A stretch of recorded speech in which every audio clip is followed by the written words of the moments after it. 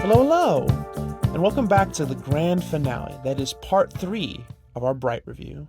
For a quick recap, disgruntled blessed human cop Ward and his orc partner Jacoby have been sucked into a nasty magical entanglement after being called to a second disturbance in a rundown neighborhood in Los Angeles. There, the hapless duo stumble across the secret base of the Shield of Light, a somewhat fringe magical group that's dedicated to thwarting any possible return of the infamous Dark Lord. Inside the base, they find an absolute massacre, as well as a variety of strange magical phenomena. But soon enough, their investigation leads them to discover a magic wand, a rare find in this world, and also a young elf woman named Tika, who just so happens to be a bright, or a magic wand user.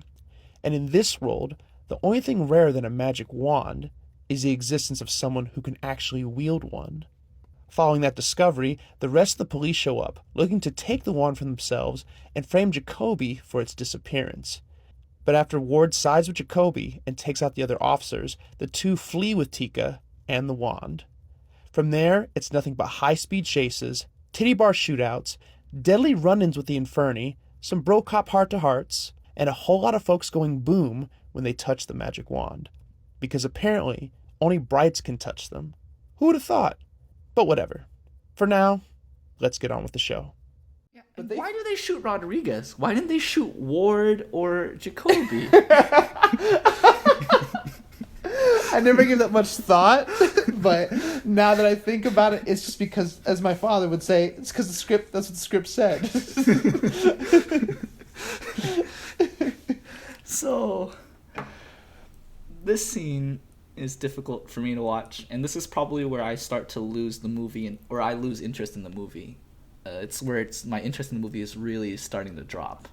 Well, this is where it really, because up until this point, I can say, at least when I'm watching it, up until this point, and a little bit into the orc interrogation scene, it seems like they're really, really, they're moderately trying to keep everything cohesive and build upon whatever little bit of lore they have here. But I think towards the end, it just kind of turns into they're just saying things. They're just saying things and things are just happening. And they're not really trying to justify it much anymore. Because from that... Yeah. Go ahead. Yeah, from that point, they escape somehow. They run into a bunch of other orcs, just random orcs. Exactly. It's coincidence. They just happen to find them. I don't get it. They just run into a bunch of orcs. Orcs have nothing to do with the conflict at hand. They just run into them. Will Smith makes a comment about Shrek, which leads to a bunch of questions of, why would there be the fantasy movie Shrek that's about ripping off grim fairy tales about what if fantasy creatures existed, but in this universe, real fantasy creatures do exist. So why would you write fictional stories about these it's too much. It's too much for my brain right now.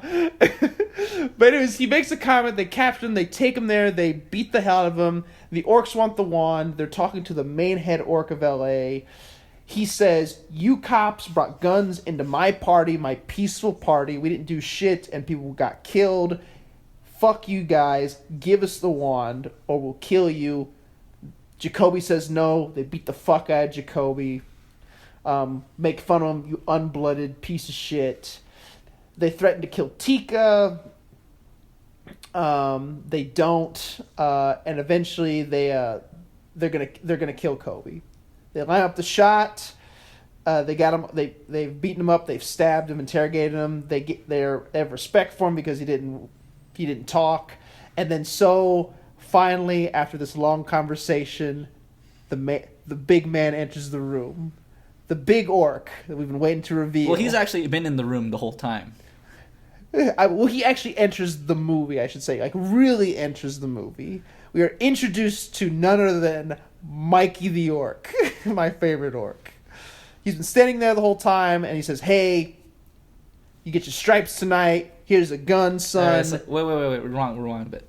I think it's important to talk about it like this. Yeah, the orc leader has captured Ward and Jacoby, right? And Yes. what he wants to do is he wants the wand. Obviously, they're not going to give him the wand, and they can't find the wand on their person. They look into this little bag that they've been keeping the wand in, and they're like, the wand's not in there. Yeah.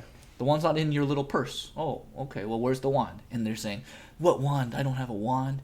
So they're interrogating him, all that. And so I think an important note is Jacoby, during this whole time, is showing his bravery and his commitment.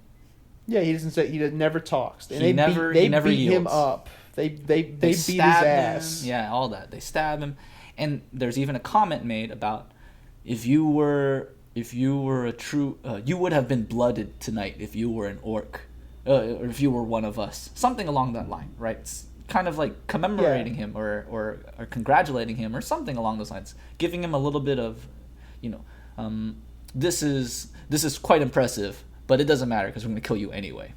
So that's what the leader says.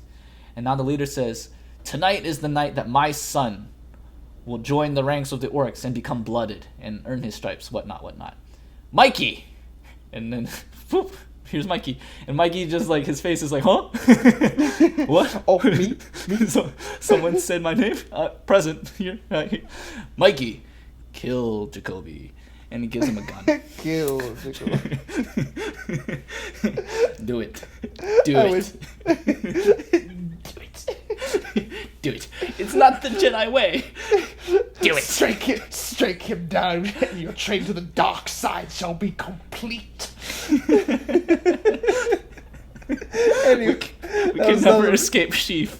We can never escape Sheev. He's forever. That was a really nerdy moment.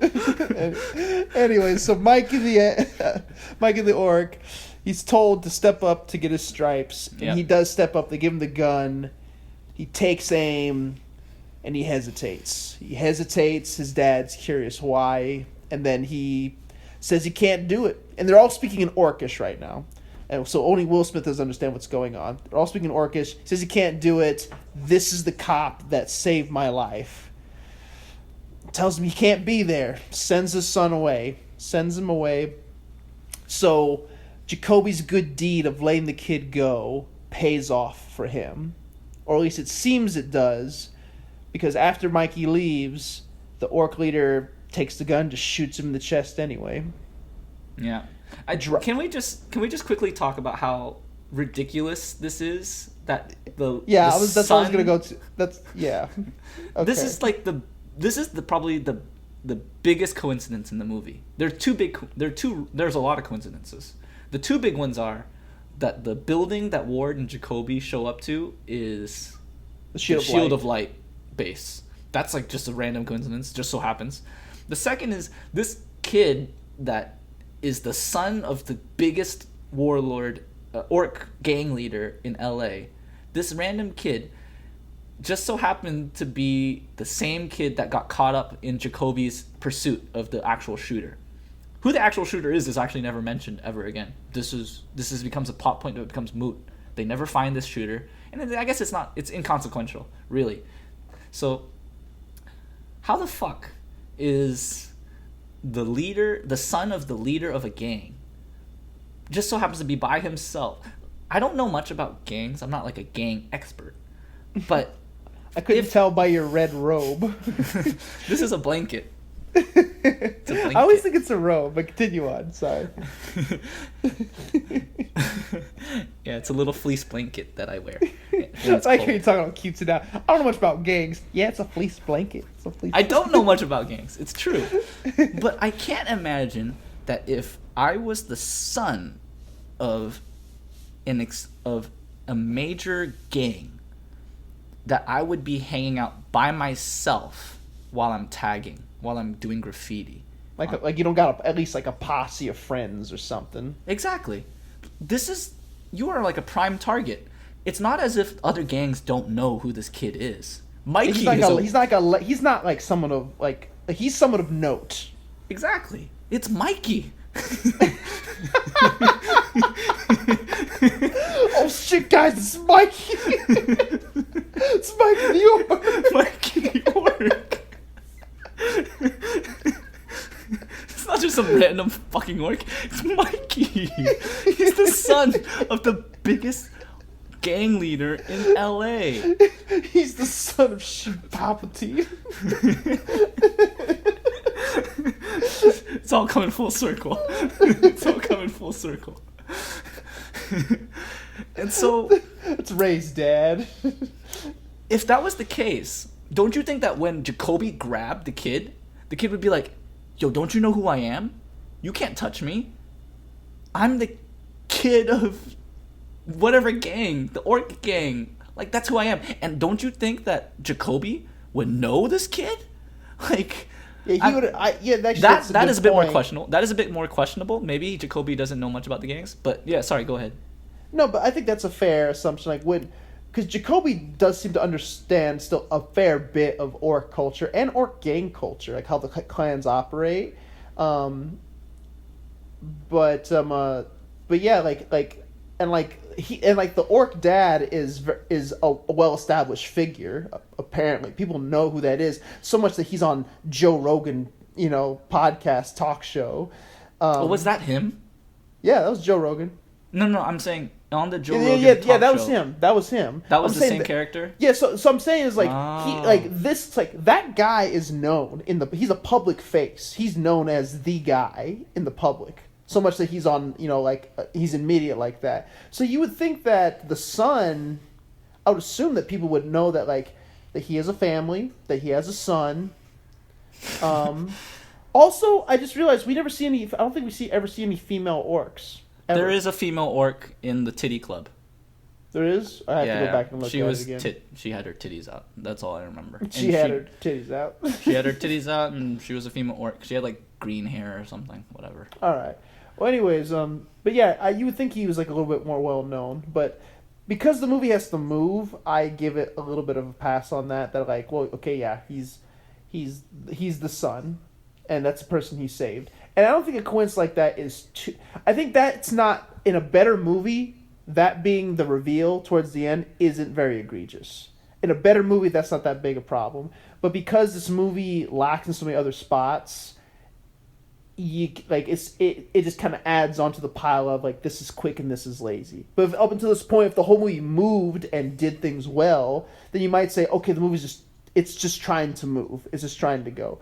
But even after all this being said, it doesn't matter because that whole situation doesn't really matter because Jacoby still gets shot, and then what happens next undercuts that, which was already an undercut of something else. Exactly. So yeah, next what happens is Mikey says he can't do it. Mikey the orc has spared Jacoby's life. All hail Mikey.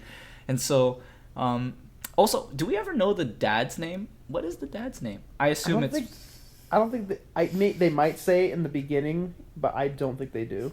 Okay. I'm going to call him Michael Sr. No, his name's Mikey Sr. That's their God-given Christian name is Mikey. Like Jimmy Butler. His name is Jimmy, not James. His name is Jimmy. My dad's name is Larry. It's not Lawrence. What?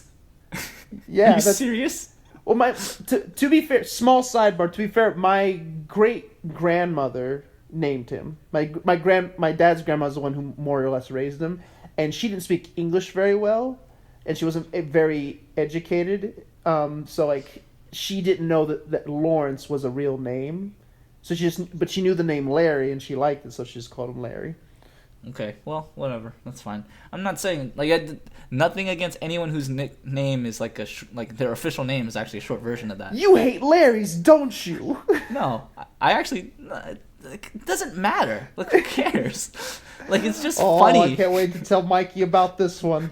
Mikey's a forgiving orc. He's a caring and he's an empathetic and sympathetic orc. And so he would never hurt me. He understands my plight. Anyway. Mikey Sr.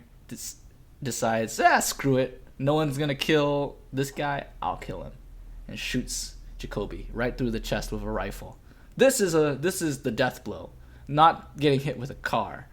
The gunshot. And so, not letting that go. Also, another thing. The way that they execute Jacoby, he falls into a pit. the setting of this scene is actually quite interesting. They're kind of taken to like an underground base or something of that nature for the orcs. It's very like church like with Yeah. with the ceremonial tree and the lights, and there's like a priest of some kind with like a skull mask and shit, like a stag mask. Yeah.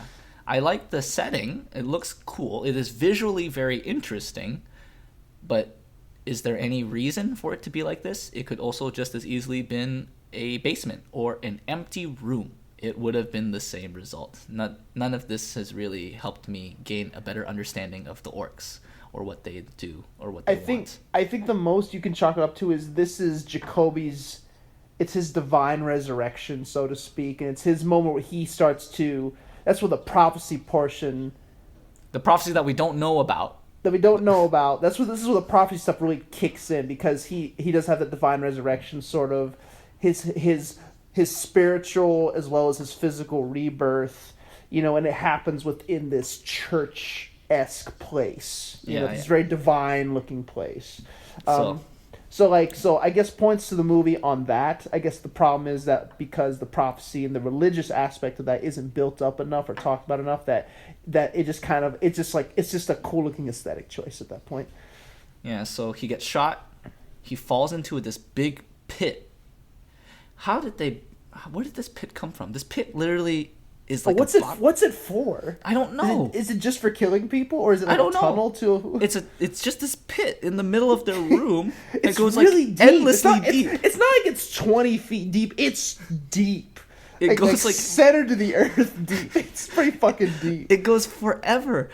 I feel like this is something very important that we're missing. Like there's some reason that there's a pit like this in here. You know what pit it is? I know what pit it is. I can't. It's the pit where all the plot and all the script goes. I think it's the pit in like the first 3D Mortal Kombat ever. That pit when you get game over and you fall all the way down to that pit of spikes. That's what that pit is. Okay, I can see that. Yeah, like Kai's down there, Draco's down there. Yeah. Tanya, all those people, all the characters. Let's just throw in Jax too, just cause. Why not?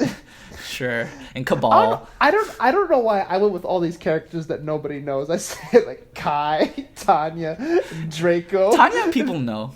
Tanya people would know. Draco, I don't know. I know. I'm just saying like that is. But then you said Jax. Like, yeah, I probably could have said like Jax, Sonya, Johnny Cage, but I didn't. No, you went with the more exterior ones. I think Tanya is one of the more major characters, but whatever. Point aside. It's a big pit. It's a very deep pit. It's just this big pit. I don't know why he went down there. Okay, now let's get to the actual.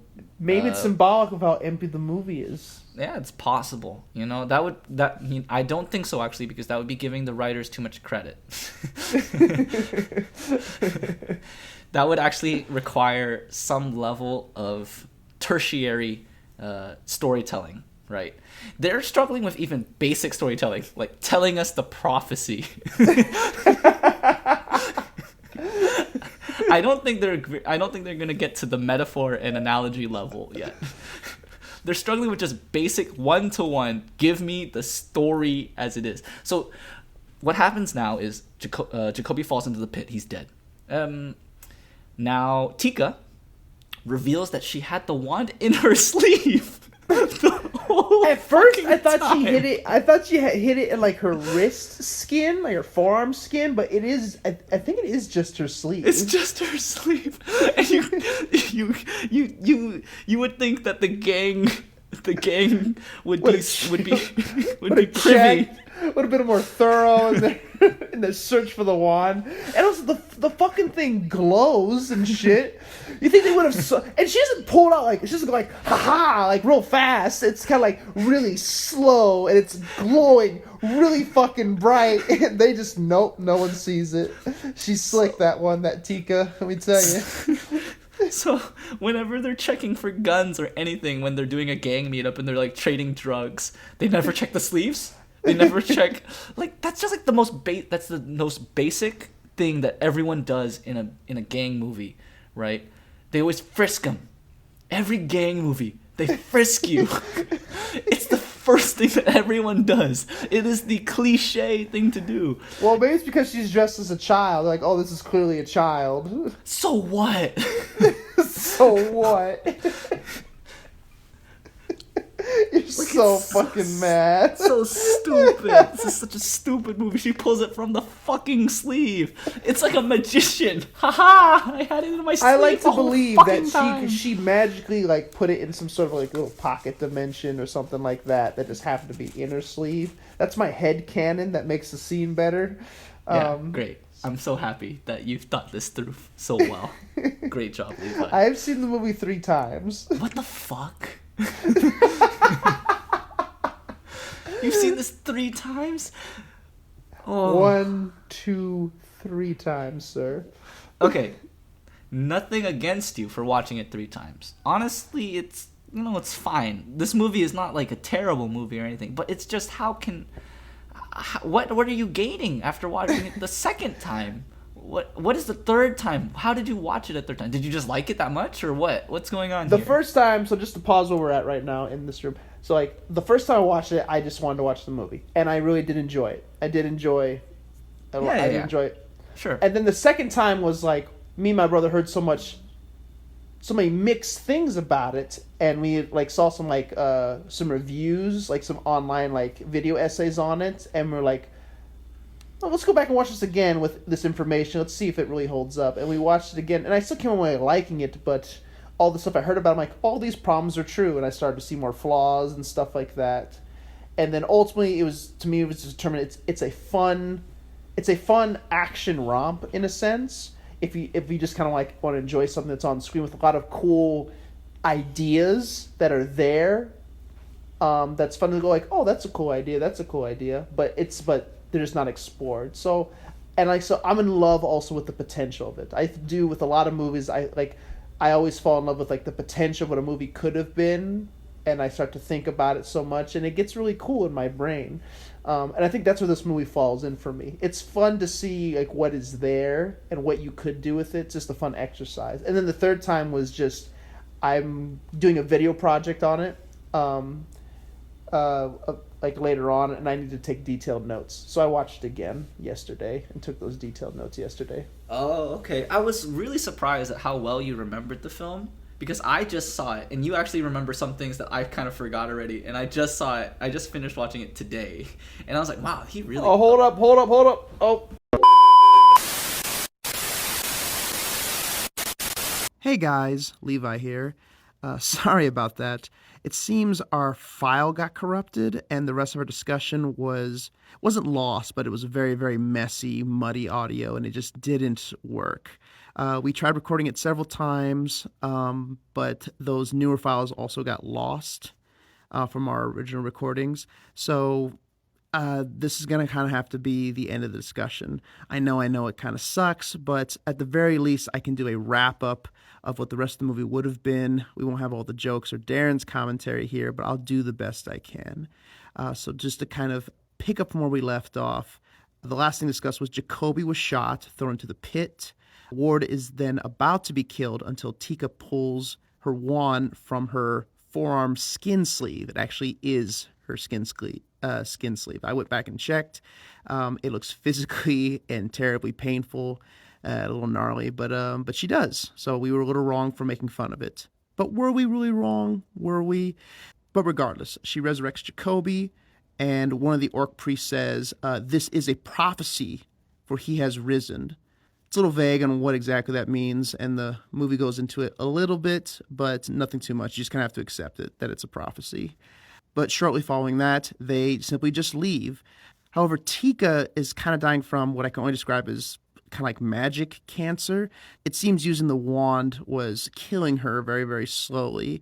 At that point, she then reveals that she can speak English and has been able to the whole time, very conveniently. But she uses that opportunity to kind of tell Ward and Jacoby what actually happened at the Shield of Light base during the attack with the Inferni. She goes into detail, but then caps it off with the fact that there is a magical pool underneath the entire base where they can take her to heal. Ward is kind of reluctant. Jacoby, who's pretty high on his newfound divinity and his his actual death experience and resurrection, gives an impassioned speech and then convinces Ward to go. They get there. They have a very, very cool and physical, magical throwdown with the Inferni that culminates with Ward making an attempt to actually grab the wand at one point and use it against the Inferni. He succeeds. He does not die, because it turns out, if you recall, he's blessed, which means, unbeknownst to him, he's been a Bright the whole time. And so he uses that wand and vaporizes the Inferni, but it kind of starts to crumble the foundation of the building in the process. So him and Jacoby make a daring escape while Tika kind of disappears. After that, they make it out of the building, where they meet up with the magic police, who take them into custody, eventually to the hospital. Once they've recovered, they have a quick discussion about what exactly happened and are told to be hush-hush about it. Fast forward to the very, very end. They're given an award ceremony, high decorations, and, all the smiles, happily ever after.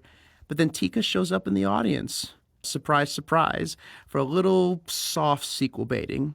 Cut to black, and that's pretty much the movie. I know we don't get all the quips and jokes or Darren's side of things, but it's more or less more of the same. We do have some fun, but it is a lot more of us bashing on its inconsistency. But you kind of have our general thoughts on it, I would say, overall. It's a fun time. If you want to shut your brain off a bit, don't think too hard about the lore. The lore is pretty cool, at least what's there of it. It's just not very deep into how it works. But I would recommend giving it a watch, see if it works for you. There's some racial or cultural stuff, at least at the time of when it was made, that judging by the person that you are, which you may find relevant, you may not. But I would say give it a watch and see what you think of it. So thank you very much for joining us. I know it was a lot. It was a pretty long ride, but thank you very much for sticking with us. We had a joy making this episode, or these 3 episodes rather. But until next time, I've been Levi Mock, my partner, Darren Lowe. Thank you very much for joining us on an episode of Rice and Spice. We hope to see you again in the future for another episode. Take care.